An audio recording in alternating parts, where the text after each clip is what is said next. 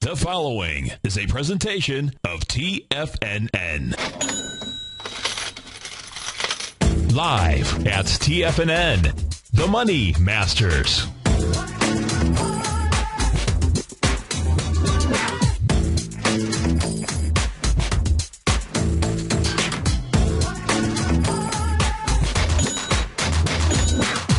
Now, your Money Masters, Tom O'Brien and Steve Rhodes.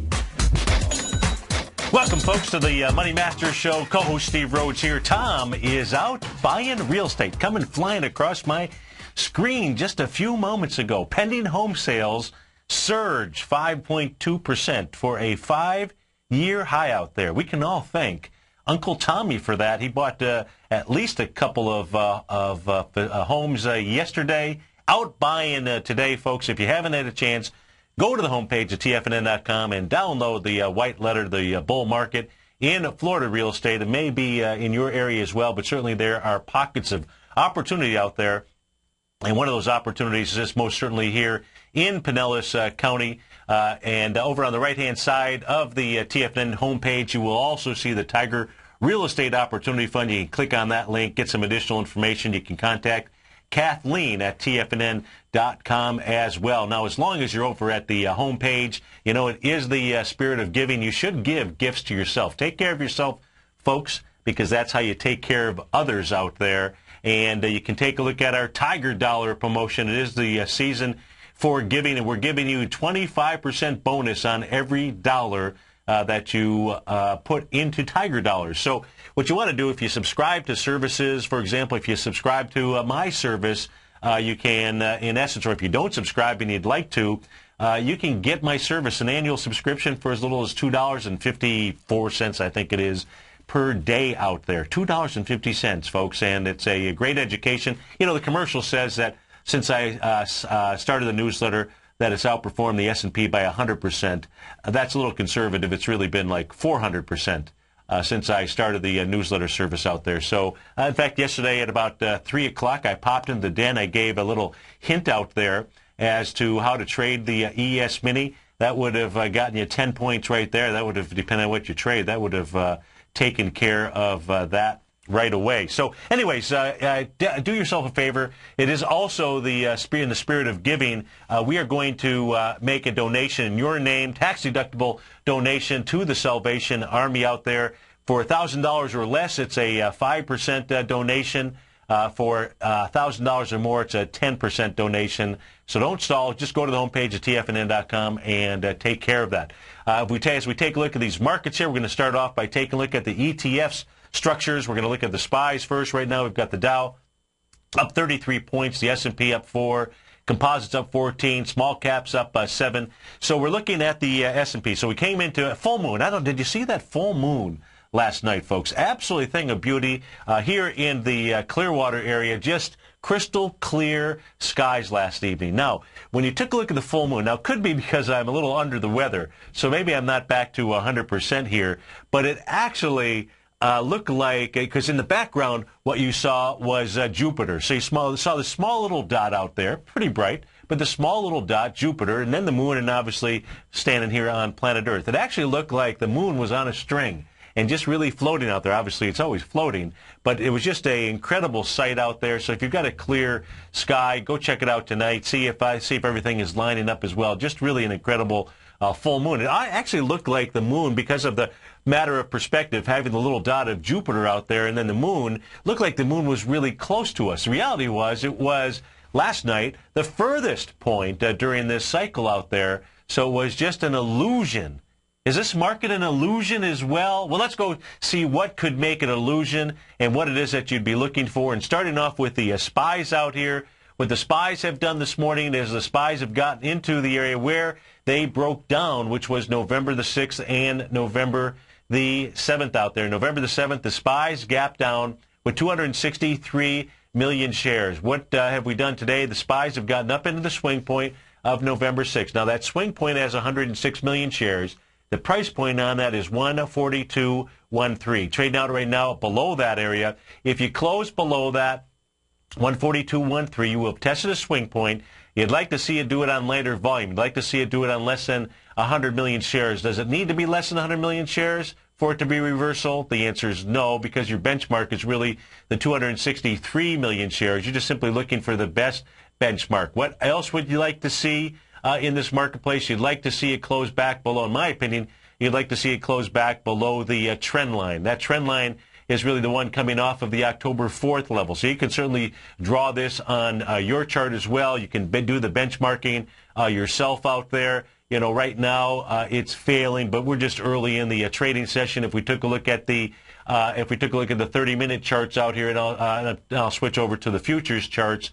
You know, everything was really up near its overbought area on an intraday basis. What does that mean? It means it has to work its way off. And to work its way off, it either pulls back or it moves sideways. So you don't have to get too excited out here. The market's actually doing what it's supposed to do in order to really work off those overbought conditions. What you really want to be paying attention to is really, in my opinion, is coming into the close today. What happens when you take a look? In this case here, I'll make it's easier for you because most folks have got the volume on the ETF structures out there, and it's easy to take a look at the swing point. So that's the setup on the SPYs. Benchmark it against the November 6th and the November 7th area. You'd really like to see it close below the 142.13. That would be on less than 100 million shares. You would have a failure to swing point on lighter volume. You'd like to also see it close below that trend line. That is my opinion on the SPYs. Let's go take a look at what has been moving the markets to the upside. You've got Apple here trading up $5.50. That's off its session highs at the moment. And so we're looking at the Qs. So as we go take a look at the Qs here, trying to get up to the 0.618 level. That would be $67 and looks like 4 cents out there. I'm going to go ahead and get rid of those lines just to maybe clear this up. Now, you may be listening to us on the radio, your mobile device. You can catch an archive of this show on Channel 10 out there. So, you know, I think those are up midday or what have you. So if you're listening in, you can go back and you can take a look at this. In the case of the Qs, we're going to go benchmark it up against the swing point from November 6th. That swing point high here is $66.17. We're going to draw a little red line across there. The Qs have not made it all the way up there. Qs have gotten to 66.14. That says maybe another surge coming.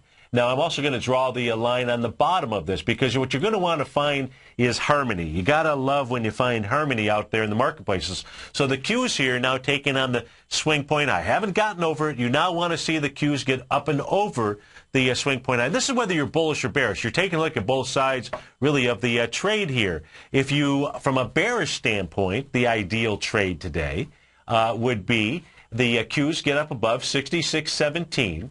Do it with less than 29 million shares, and then, quite frankly, close really poorly. Close below 65.46, outside of that swing point. Then you would have everything that you want. You would have tested the high of the swing point, you'd have closed back underneath it, and you would have done it on a lighter volume, less than 29 million shares out there. So far, today's volume, though, is 11 million shares. I don't think we're going to see less than 29 million shares. What else are you going to be benchmarking it against? Well, your benchmark then is 70 million shares that you're looking at on November 7th out there when you saw the Qs break down. So you got 29 million, 70 million. Those are really your benchmarks. If the Qs close inside the November 6th swing point, let's say that the high of the day is put in, but they close somewhere between 65.46 and 66.17, that says that the Qs, you've got to be patient. And because the Qs could easily go higher, that you'd like to see it at least test the November 6th high out there. So that's your setup on the Qs. You want to be taking a look at Apple. You've got Apple and Priceline today and Google, and MasterCard. So you've got 4 biggies. It's a 1, 2, 3, 4 biggies. 4 of the top $5 leaders are in the NDX 100 out there. So what is that saying? Now, let's go take a look at the IWM. Let's go take a look at the small caps out here. The small caps are gapping up this morning.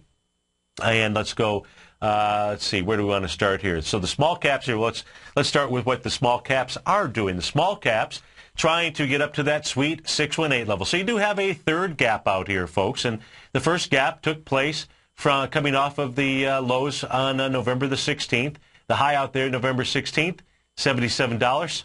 Excuse me, and 68 pennies. The low of the following session, 78.22. That's the widest gap that you've had so far. This is not an exhaustion gap. Let's see, what's that price difference? See, I got to do this quick math in my head here. 7768, 7768, 7868. So it's well, I'm not going to do the math here. I can't do the math. My mind is clouded, but just visually, it looks like this third gap here that we've got, which is the gap from today, looks to be less than both dollar-wise and percentage-wise than that first gap. So not an exhaustion gap. That doesn't mean that you can't be setting up a short trade. But if we take a look at the IWM, it is also coming into the area where it broke down. That was really our target area, which was the November 7th level. Broke down with 65 million shares, but it is trading into the swing point from November 6th. So I'm going to get rid of the trend line off of the top here. I'm going to get rid of the 618 level, which happens, I think I said it was around $82.84 or so, right around there. Let's just take a look at the actual swing point. Let's benchmark it against the swing point. We're going to do the same thing. We're going to simply just draw lines, and actually what I would really be taking a look at, where you really want to benchmark this, quite frankly, is this downdraft day from November 2nd. So we'll do it off of both here, because this one here is just a little bit more tricky, because this really is, it's kind of more of a junior swing point on November 6th. Your better swing point out here happens to be this larger one that came in on November the 2nd out there, and that says that the IWM has further to go. I'll make that a dark line, a black line out there. The volume on November 2nd, as I said, 27 million shares. So far today, coming into it, gapping up with 10 million shares with only, it's not even an hour of trading. So it's got volume coming into that area. The setup really on the small caps. You want to see the small caps get above 82.95, close back below it on less than 40 million shares. That would be a setup for a potential pullback there. That also would be, in fact, that's now as I come across the screen here, the more I look at it. Let's take a look at them coming down and coming over and taking a look at October 19th. So let me draw the line coming across that way. What you can see is if the small caps, I'm going to even get rid of this November 2nd level. Let's make this really clear. The small caps had a gap down with volume on October the 19th, 53 million shares. The high of that is 82.88. That was tested once out here, which was on November the 2nd, and gave it up. That is an area of resistance. You want to see that get tested again and do that on less than 53 million shares. That would be the more ideal setup on the small caps out there, the IWM. Good, glad we got that clarified. Let's go take a look at the final ETF out here, the diamonds. So let's go see what the diamonds are doing, gapping up this morning, trading out at 130.18.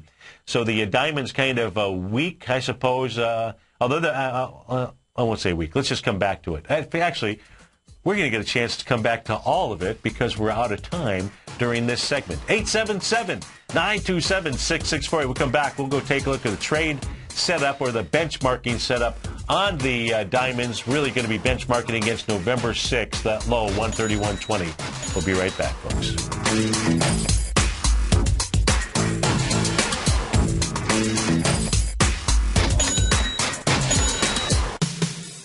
What type of investor are you? Conservative, moderate, or aggressive? No matter your investor personality, your overall portfolio should reflect your financial goals, time horizon, and your risk tolerance. Help ensure your portfolio is appropriately invested with an asset allocation plan from Morgan Stanley Wealth Management. Simply picking the right stocks is not enough. Research has shown that choosing the right proportions of stocks, bonds, and cash is essential to the success of your long-term investments. Morgan Stanley believes a carefully selected portfolio can lower volatility and increase investment return potential. Find out about what an asset allocation and a Morgan Stanley Wealth Management financial advisor can do for you. Call Angela O'Brien, First Vice President and Financial Planner of the Clearwater, Florida branch at 727-441-6108 today to discuss your personal financial needs. Asset allocation does not assure a profit or protect against loss in declining financial markets. Investments and services are offered through Morgan Stanley Wealth Management, LLC. Member SIPC. with the launch of Tiger TV. TFNN has brought our programming to the next level. With Tiger TV, you can gain access to each host's charts and computer screens as they host their daily stock program. Whether it's Tom O'Brien, Steve Rhodes, Basil Chapman, Ken Shreve, David White, Larry Pesavento, Victor Jones, or Daryl Martin, you can catch all of our technicians hosting their programs live and archived on Tiger TV for your viewing pleasure 24 hours a day, 7 days a week. If you haven't checked out Tiger TV, then visit TFNN.com and see what you're missing. You've always taken the long view when it comes to investing, but what if there's an opportunity right under your nose? What if you could be more responsive to market trends to seek to boost your portfolio performance right now while seeking to reduce your overall risk? At Direction Funds, we connect investors with alternative strategies that seek to maximize their returns. Smart investors deserve smart alternatives. Find yours at directionfunds.com. An investor should consider the investment objectives, risk charges, and expenses of Direction Funds carefully before investing. The prospectus and summary prospectus contain this and other information about Direction Funds. To obtain a prospectus or summary prospectus, please contact the Direction Funds at 800-851-0511. The prospectus or summary prospectus should be read carefully before investing. Investing in index funds may be more volatile than investing in broadly diversified funds. Distributed by Rafferty Capital Markets, LLC. Many of our new listeners have heard about the Tiger's Den, but wondered, what exactly is it? The Tiger's Den is a lively community where professional traders and investors can meet, exchange ideas and information in a comfortable, moderated atmosphere. Hear all of your favorite TFNN shows, plus see all the charts as they happen live during those shows, and have access to all those charts. You can test drive the Tiger's Den absolutely free for 30 days. It will greatly enrich your knowledge of these markets. Details on the Tiger's Den are on the front page of TFNN.com. Millionaires are made every day. The fact is, living your dreams is possible. Someone, somewhere is going to get rich. My recommendation is, let that be you. Each day, someone is making the decision to better themselves and creating a plan to fulfill their financial dreams. Let that be you. The key to turning dreams into reality is to take massive action. Let that be you. I'm Steve Rhodes, co-host of the Money Masters Show with Tom O'Brien, seen daily at TFNN, and I can help you with your journey to great wealth. I'll show you how to create the ultimate financial edge, a set of tools, insights, and strategies that are part of my daily newsletter service, Mastering Probability. You'll have direct access to me by phone, email, and my private library of trading and investing secrets for 30 days with an unconditional money-back guarantee. I'll take your trading to the next level. Click on my name, Steve Rhodes, on the homepage at TFNN.com and turn your dreams into reality. Mastering Probability, folks. Let that be you. This segment is brought to you by Goldfields. For more information, just click the Goldfields banner on the front page of TFNN.com.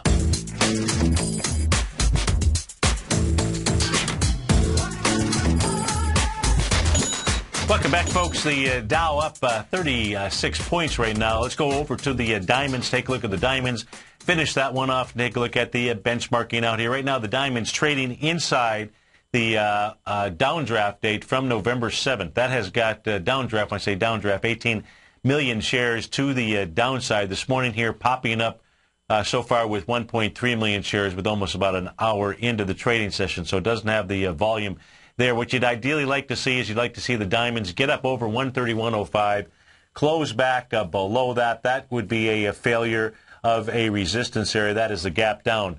The better trade, quite frankly, setup would be for it to actually pop all the way into the November 6th low, 131.20. Now, that only has 4.4 million shares. It's going to have more juice, more volume than that today, or should, having already done 1.3 million shares out there. Let's go to Tony in Austin, Texas. Tony, thanks for calling. Thanks for holding. How are you today? Hey, Steve, it's Terry. Terry, sorry about that. No problem, no problem. Is it Austin, is it Austin, Texas? Yeah, Austin, Texas, right. Oh, that's great. How long have you been listening to TFNN? I've been listening to TFNN since Tom came down to Tampa. Oh, that's great. Oh, very 91, 92, I think. Very cool. Yeah. Now, you moved? How long ago did you move to? Are you in Austin on business, or did you move there? No, I moved here. Yeah. Oh, okay. I was in Tampa for years. Yeah. How do you like Austin? How's the growth there? Now in Austin, great place. Yeah, Austin, you've got Dell, don't you? Is Dell out there? Dell's here. All kinds of high tech companies. Yeah, it's Boom City, right? Boomtown right now. Oh, they're doing great. Oh, that's great. Glad to hear it. Glad to hear it.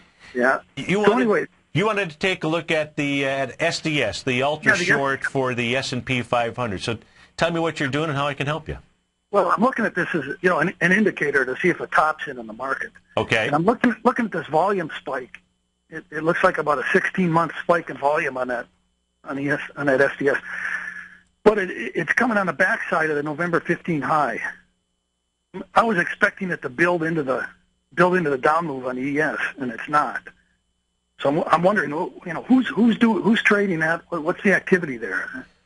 Well, I would say with regard to benchmarking and making a decision, I would be paying more attention to the SPYs. You use the SDS as your double shorting vehicle, but I would bench it on the SPYs or the ES Mini, or the actual S&P 500, as opposed to really taking too much information off of the SDS. To me, that's really where your better benchmark is. Your best benchmark is really the ES, in my opinion. Oh, I follow the ES. Okay, good. Yeah, this is just I look at these other indicators also, and now you got 16 months. Nobody's been trading that. Basically, very little activity in that vehicle. All of a sudden, they're jumping in there on that backside. Well, you've got it's on down volume, which it makes me curious. What's doing.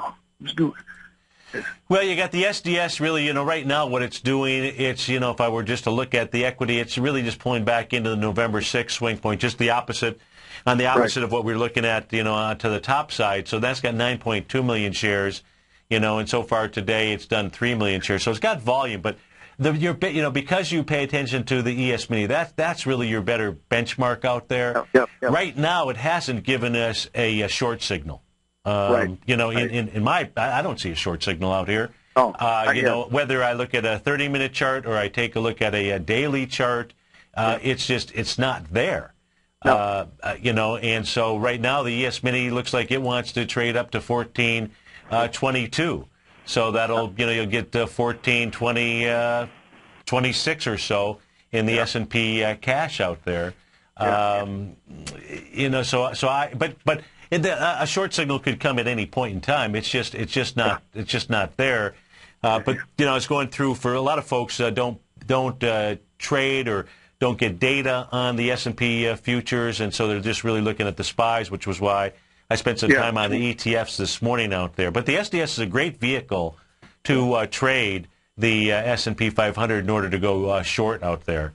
And I would just wait for the right now. The market, as I was saying, the market was pulling back. It was up earlier, a little bit higher this morning. Now in the S&P, not really much higher, maybe a couple points higher. But just simply on the intraday chart, just getting into overbought territory. So it has to work itself off. And all it's really done is a sideways move since 4 o'clock this morning.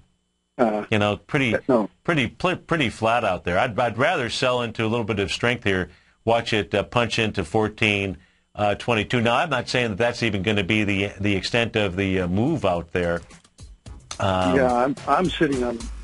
I do this stuff longer term. I'll sit there and wait until I'm sure the top's in. Yeah, well, if you do that, then all you've got to wait for is a bearish candle. It has done. The ES has done a 0.618 retracement. That much it has done.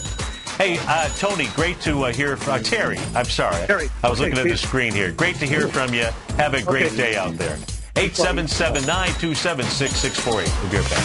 You've heard Tom O'Brien on the air, and you've seen him on Tiger TV, as well as being featured as a regular CNBC guest and contributor, and now you can have access to his expert trading advice each morning through his daily trading newsletter, Market Insights. Tom O'Brien's daily newsletter, Market Insights, gives traders, investors, and money managers a thorough strategy for trading stocks, options, and indices every market day. Market Insights comes out each market day before 9:30 a.m. and provides traders with Tom's daily commentary, opinion, and specific trade recommendations on the markets. Using advanced Fibonacci methods, volume indicators, Gartley patterns, candlestick charting, gaps, and market timing, Market Insights will give you specific trade recommendations including entry, stop, and exit prices. The summer is over and traders are back. Get your 2-week free trial to Market Insights today by visiting the front front page of TFNN.com.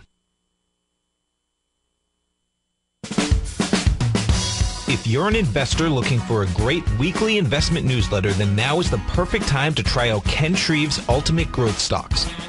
Every Tuesday, Ken breaks down multiple sectors in his weekly newsletter, Ultimate Growth Stocks, with a full in-depth report including specific trading recommendations within his model portfolio, charts, sector analysis, upcoming economic data, along with intra-week trading updates on newsletter positions whenever the market dictates. Right now, you can receive a full month, that's 30 days, to evaluate Ken's newsletter free of charge to see if it fits your trading plan.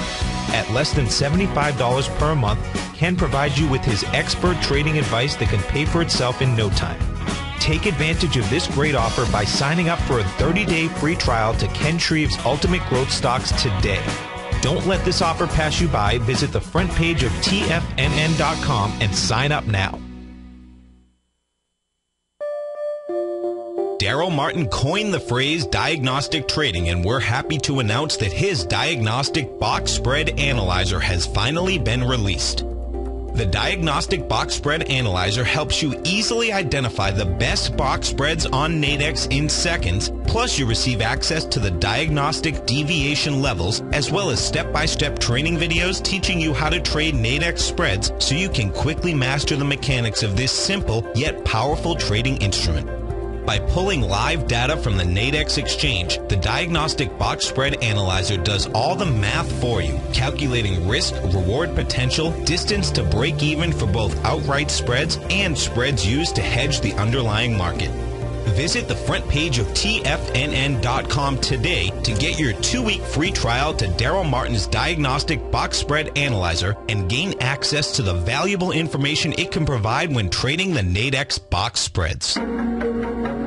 In quiet markets, investors search for new trading opportunities. We'd like to introduce you to a new product that provides opportunities even in flat markets. Nadex, the North American Derivatives Exchange, is a new and innovative Chicago-based exchange registered with the Commodity Futures Trading Commission, and unlike most other exchanges, Nadex allows you to trade directly through them with direct market access when using their trading platform. Nadex never charges a fee to use their platform, which even includes real-time charts and full customization capability. Nadex's unique short-term binary options allow traders and investors to capitalize on strategies even when the underlying markets are quiet. Nadex's innovation has allowed them to come up with a line of unique trading products that are unavailable anywhere else. See how it works at nadex.com. That's NADEX.com, or click on the Nadex banner on the front page of TFNN.com. Futures and options trading involves risk and may not be appropriate for all investors.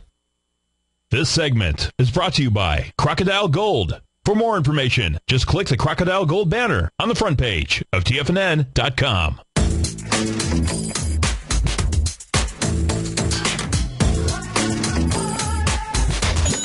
Welcome back, folks. Dow up 28 points right now. S&P's up about 4.5. Composite, 14.4. Small caps up 5.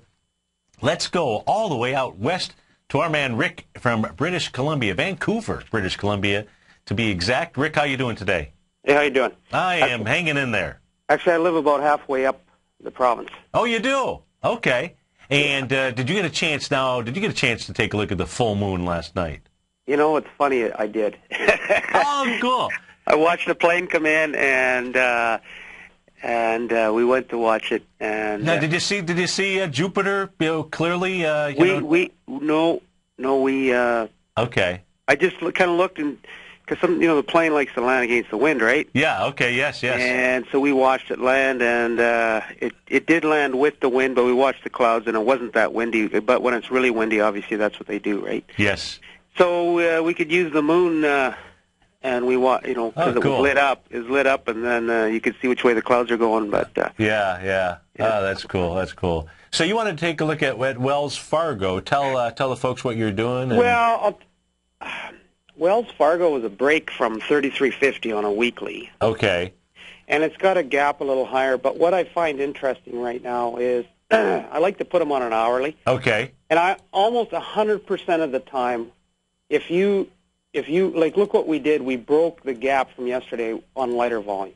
hourly, 15 minutes. So, but I don't think it's going to get filled today. It may, but and the gap you're looking at, the one that goes back into November 7th, is that what you're looking for it to do, is get up there? That's right. Yeah. But it also broke yesterday on lighter volume. That's what I'm trying to say. Yeah. No, yes, it did. Right now on the 30-minute chart, it's up against an area that's kind of held as resistance, which is really the swing point from 10 o'clock in the morning on November the 8th out there. Now, that had 2.7 million shares, and so far you came up into it with 2 million shares, so even lighter volume, 2.5 million at the open out there. But the thing is, the Qs and Apple both have volume today. Oh, they do. I know. There's no question that they do. So I think we're going to probably hold up into tomorrow. And anyway, and then, but the thing about Wells Fargo, like if you put it on a monthly. Yeah, okay, I can do that. Let's say 3-year monthly. Yeah. You see November of 11, you see how we broke on lighter volume. There's a gap at 2750 or something like that. But I guess what I'm trying to say is it's the volume over the last year, and you would think there'd be more day traders, or they call that rhythmic trading or something. People, you would think that the volume would be there just because of traders. Yeah. Not investors. But, when I look at a stock like that, it says to me it should pull back to maybe like $27, $28, But, so which would set up an ABC down, obviously, is what, Are you kind of in that camp? Or are you the monthly chart on here, it's really not that bad. I mean, it's up towards, it's just been consolidating for quite a long time, and mostly it's still working off that supply line, that big supply line. I mean, you're right. You're absolutely right. Volume-wise, it's not there. I mean, September 2008, it had 1.4 billion shares out there, and we're into with 500 million shares, 600 million shares. So it is just absolutely fumes out there. But well, it's still holding up. The QE3, QE1, QE2, QE3, I forget what chart I was looking at a time, but you could just see on a daily, like each time we went parabolic. Right. To the upside. Right, absolutely. But anyway, look, when it comes to the QEs, they're nothing more than, I just take a look at it as a monopoly game. It is. Right. In a Monopoly game, if you're, and everybody's, I'm sure, has played the game of Monopoly at one point in time, and if you got twice the amount of, just think how long it takes. What's an average game of Monopoly take? Well, it's funny you say that, because I say the same thing, and I say, okay, I'm broke. Yes. And you got money, but I have another Monopoly game, so let's go grab some of that money, and we'll each grab 100,000 or whatever it is. Exactly. And let's keep playing. Exactly. Right? Yeah, exactly. And so, what you can do is you can bring in that money, you can inflate the rent, you can inflate everything, and it's always been very clear from every Federal Reserve chairman that's come out and spoken about it. The first thing to do was, from a psychological standpoint, was to get the stock market to move up, and that would make people feel comfortable. If you have a $16 trillion debt federally, yes, you have debts statewide. So do we in Canada. Not as bad, but I was surprised. Ours is fairly high too. I was surprised, actually. Yes. Where do they find the money from? Well, eventually, when you have a debt like that. No, well, eventually, where the money comes from is still, the only place you can find it is taxes. Where that comes from is when you are able to put people back to work and collect taxes. No, I know that. What I'm saying is the Federal Reserve with the QE1, QE2, they're putting money into the system, right? They are putting money into the system, but see, one of the points that you just made that people need to that in trying to link the dots here, you're looking at Wells Fargo and you're saying, hey, where's the volume? You got all the money that's in the system, but you're not seeing it, let's say in a stock like Wells Fargo, where you would expect to see that money. And so the money is in the system, but and if you read Tom's report, some of the data there from I think it was the St. Louis Fed, shows that as those folks that are employed that weren't so harmed by the overall downdraft, there's more money sitting in bank accounts than there ever has been. So even though there's money in the system, it's not. We haven't seen the liquidity. Does that make sense? We haven't seen the velocity of cash run through the system. When we do see that, we're going to see asset values really start to rise. That is kind of what they call inflation a little bit too. But that just hasn't happened, out there. What we have seen is we certainly have seen a revaluation of assets. And I just simply use as a measurement gold. I think gold's the easiest, more stable currency out there. And when you price things in gold, what you see is those companies that really have had growth, like Apple. If you bought it in gold in 2009, you would have been better off with Apple. Well, that's real growth. If you did the same thing with GE, you'd find out that GE isn't even close. It's off of the bottoms from March of 2009, but it's not even close to maintaining. You would have been better off having bought gold. Does that make sense? Yeah. No. And if you do that, you just go back to the indexes. You'd see that the Dow should not be at 13,000, should be at like 18,000. Now, if it just maintained the value of gold back in when the QE1, which I think was November of 2008, out there. Mm-hmm. So but we we play the games and the pieces that we have here. It's easy enough to do. I am in the camp where, look, I think that the bottom that we put in here recently is a real significant bottom, just simply candle patterns. Just because candle patterns, what's cool is you can kind of take the emotion out of it because you're just looking at what the emotion of the traders are communicating to us. And that set of candles, that set of quad candles that came in November 14th, 15th, 16th, and the 20th, if you go back to 1928, I mean, that's how far back my data goes, in the Dow, and you locate those candles, you will see how powerful they are. Even when you had called, you said, hey, well, what about the volume, Steve? And I said, volume, schmolium.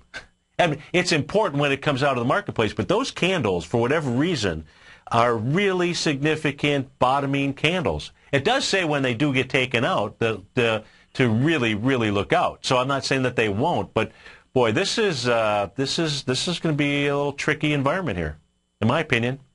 Yeah, no, I agree, and I'm watching gold too. Now we switched over from the December contract to the February contract. Right, yes. GCG13, and it looks to me like tomorrow we may just go down to where it broke down from around 1740. Yes, yeah. But we had huge volume yesterday. Oh, you did, no question. There was some big sellers, in there, and they just simply whacked gold. The equities held up pretty good. But they certainly whacked gold. So what I see happening at the moment, based on what the candles are suggesting to me, the bulls absolutely been in control ever since the low was made on November 16th. So the bears have tried to show up. They just simply have been eliminated from what the candles are saying to me. And that says that I expect that we'll see some type of a pullback here. And then we'll see the markets motor on higher into the early part of December. Then I think, fiscal cliff, I think we probably do see a pretty significant pullback in the markets. But you just got to, it's easier to just take it one day at a time. Oh, yeah. I think it's easier to take it one day at a time. But that bottom that we put in is pretty impressive. Yesterday's action was pretty darn impressive, too, wasn't it? Yeah, it sure was. But I mean, that's just like every time, someone speaks out there. Yeah. And it's really a shame. It's the thing is, it's just an absolute shame that we here in our country, in essence, put the exact same people back to work that can't solve these problems. These are solvable problems. My take on it was. I think a lot of those.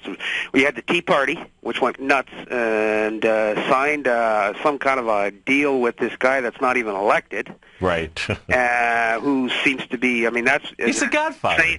And then I think it was all politics. I think they wanted to get rid of Obama, and I really don't know. I'm just saying that's my take on it. I could be wrong. And McConnell, I think he's a Republican guy. Yeah. I think it was all politics. I'm not saying Obama's a saint here either. Yeah. But now, we'll see what happens from here. Yeah. Well, what would be nice is, it would be nice to just lock them up in a room and just solve the problem. They can come up with solutions. Forget about the media. But, what is interesting about the markets here, things are news-driven, and you can come back and you can take a look at patterns. You can take a look at using whether it's ABC patterns or candle patterns or relative strength or whatever it is that that you might use out there on an intraday basis. One of the things that the news does offer us is when there is bad news out there and you see the market consume it, that's a bullish sign. When there's good news out there and the market starts to throw up, that's also a helpful sign with regard to shifts in psychology. Yeah. But anyway, I just thought I'd mention, like on an hourly, we don't really have the volume, especially on the NYSE. Yeah. But the Qs and Apple are dynamically powerful today, so I think we've got to watch that. I think so. Yeah, I think the things to watch today absolutely is Apple. I think the DAX over in Germany will be helpful because that has been the real strength out there in the marketplace, and it is trying to get up into its highs. So I think watching the DAX is helpful out here. You can see really right now it's up against this just a short-term descending trend line out here, and really just wait for the bears to start painting some signs out there. You bet. Otherwise it's a bullish market. Yeah, you bet. Thanks a lot. Okay, you bet. Thanks for calling. I appreciate it. Let's talking about the financials, folks. Let's go over and take a look at the XLF, and we'll take a look at the XLE as well. Yesterday, we were taking a look at the importance of the gap on the XLF. We're taking a look at the November 19th level. That low was 1549, 52 million shares. Now, the importance of yesterday was that level was tested on the following trading session on November 20th and held. That had 40 million shares. So that 40 was going against 52. Yesterday, as the XLF moved down into it, only 47 million shares. So 47 going against 52. Going against that, you can see that red horizontal line going across my screen out here. The financials still showing that they have some real strong support on the XLF down at the 1549 level. Still not enough volume to break it down. Now, when it comes to the top side, just simply using a descending trend line, using the high off of October 18th and then the high from the November 6th level, you can see it looks to me like that's where the financials want to try to get to. Now, from a sideways standpoint, and look, sideways support and resistance, quite frankly, for the most part is, how about that? How about that? Quite frankly, for the most part, you wouldn't have any clue what I was really trying to say. Sideways, horizontal support and resistance, in my opinion, has more weight and more meaning than a vertical trend line, a diagonal trend line. So if we take a look at horizontally, what the XLF is going to do and maybe give you a signal, goes back to November 7th. It goes back to that November 7th swing point where you saw 116 million shares on the way down. Now that level is 1594. The XLF is a heavy weighting inside the S&P 500. So for example, in the case of Terry, who was benchmarking, taking a look at the SDS, I would be taking a look at specifically also the XLF, the XLK, and the XLE, just those three sectors within inside the S&P 500 to also give you signals out there, simply because those three make up like about, 70%, 60-70% of the total weighting inside the S&P 500 out there. So the XLF has not given us a signal. We get back, we'll go take a look at the XLK and the XLE as well. Right now we've got the Dow up 38 points, S&P's up 6, Apple up $8 and change, Priceline up 8, Tiffany's struggling today, down 8%. We'll be right back. Are you looking for a precision edge in the market? Something that can stack the odds in your favor? Then look into Larry Pezzavento's new trading newsletter, Patterns, Profits, and Peace of Mind. In each weekly issue, Larry explains what's going to happen in the markets based on the pattern he sees developing and gives you actionable trade ideas based on those patterns. Plus, you'll get his detailed analysis on a variety of markets and sectors, including stocks, treasury bonds, the gold market, oil, the dollar, the forex market, and more. And you'll get the Technical Corner segment, which is a short but powerful weekly training session on trading. You'll get access to all the patterns Larry is seeing in the markets, plus the Astro Harmonics and powerful Bradley stock market model that Larry utilizes for less than $5 a day. An extremely potent combination that will give you just the edge you've been looking for. Try patterns, profits, and peace of mind absolutely free for 2 weeks. Go to tfnn.com and click on the free trial link at the top of the page. That's an $85 value, yours free when you register right now. Get Larry's patterns, profits, and peace of mind and get the edge you've been looking for. In just December of last year, the price of gold was down over 10%. In today's highly volatile gold market, you need someone in your corner that understands the complex relationships that exist within the price of gold, as well as within a variety of gold equities. Whether it's the South African gold miners and knowing how the Rand-dollar relationship will affect their bottom line, or understanding how John Paulson's $5 billion trade in the GLD can move the market, Tom O'Brien gives you the direction you need to become a better trader each week in his newsletter, The Gold Report. With over 20 individual equities covered and almost another 20 on the potential watch list each week, in addition to covering the XAU, HUI, GLD, and dollar, The Gold Report is a great source for any trader that is looking to be diversified in today's volatile gold market. For your 30-day free trial to Tom O'Brien's Gold Report, log on to tfnn.com today. Don't miss out on this great offer. Act now. David White's newsletter, The Technology Insider, is focused like a laser on finding the next big things in technology. If you had invested only $10,000 in Microsoft in 1986, you'd have been a millionaire by 2000. Disruptive technology like Microsoft's is the key to these massive long-term profits, and the Tech Insider is the vehicle from TFNN to capitalize on these opportunities. This is the go-to newsletter that identifies, monitors, and profits on mostly little-known cutting-edge companies with great long-term prospects. David's experience is as an inventor of Emmy-winning animation products for TV and Hollywood that propelled a company public. Match that with 14 years as a full-time trader, and he's uniquely qualified to guide you through the light-speed world of ever-evolving high-tech. If you're ready to ride the next big technology bull market for less than $40 per month, log on to tfnn.com and get your 2-week free trial to the Technology Insider. Get in on the ground floor of the next big thing today. Let me tell you something, folks. I have people coming up to me saying, I just can't believe the amount of work that Steve does on his newsletter. And I says, I absolutely agree.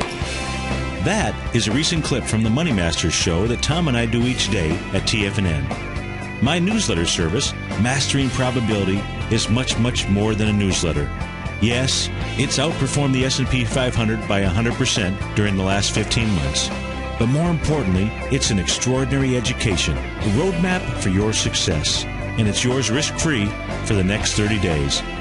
Just go to the homepage of tfnn.com and click on my name, Steve Rhodes, and then Mastering Probability, because everyone needs a success strategy. For most, it's a competitive edge, the will to win, the drive to overcome any obstacle. Whatever you call it, winners find a way. Find your way to Mastering Probability today, because your journey to extraordinary rewards is just one click away. Catch Basil Chapman as he uses his Chapman Wave methodology to call the markets. The Tiger Technicians Hour, next on TFNN.